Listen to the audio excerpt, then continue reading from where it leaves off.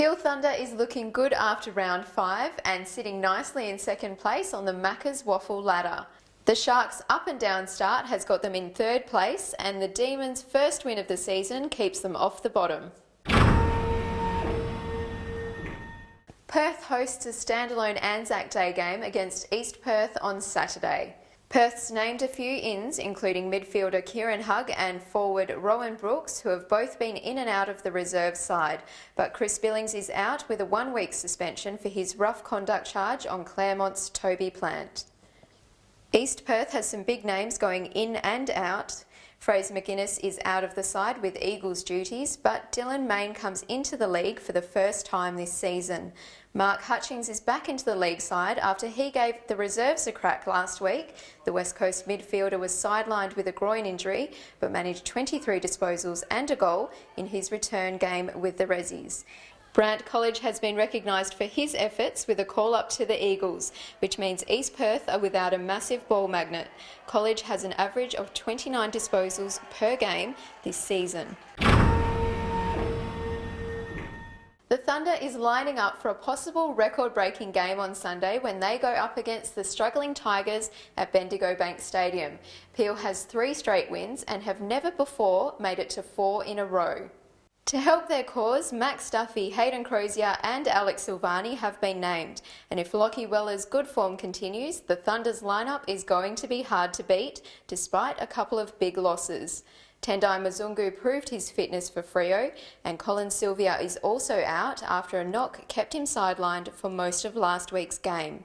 Claremont's Corey Yeo is a great addition for the Tigers after a stint in reserves last week. The Tigers can bank on Jack Bradshaw, who kicked a bag of goals against Perth, and Shane McAdam can do the same. Toby Plant is out of the Tigers lineup.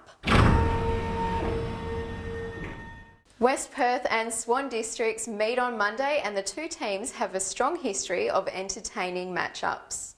West Perth was hoping to get back Jordan Jones from a hamstring injury this week, but will still be without the strong defender. We could see some players come in from the reserve side, however Shane Nelson is unstoppable for the Falcons, and in their last game the quick midfielder managed a whopping 43 disposals and 7 tackles. The Swans are again without Aaron Alari, who was a late exclusion last week with a knee issue. Goal-kicking Ricky Kerry is also out for the next 2 weeks after he was found guilty of rough conduct for an incident which sidelined the Sharks' Sam Reid with concussion.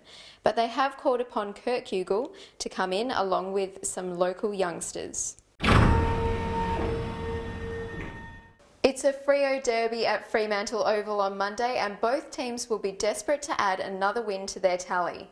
The Doggies have lost their last 2 games and some changes to the side could be necessary. Sean Buick and Chris Luff are among the added, but they have plenty of standout players with Ashton Hams, Ryan Cook and Corey Delolio all ready to take on the Sharks. East Freo is the opposite and have won their last 2 games. We could see some inclusions, but last week's lineup worked well.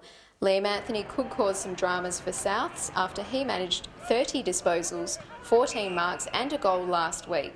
And the Bulldogs defenders need to be on their game after George Hampson came back to play in full force against the Swans with 5 goals. And thanks to WAFL Footy Facts for the Footy Fact of the Week. In the last 8 Fremantle derbies, neither side have been able to get back-to-back wins. Based on that, it's the Sharks' turn to win on Monday, which will then equal the 9-game win-loss sequence that has occurred in derbies since Round 2, 1996 to Round 1, 1998. And congratulations to AHG Ready-Made Colts Young Gun winners. From Round 4 we have West Perth's Angus Allen and Swan District's Chad Daniels took it out in Round 5.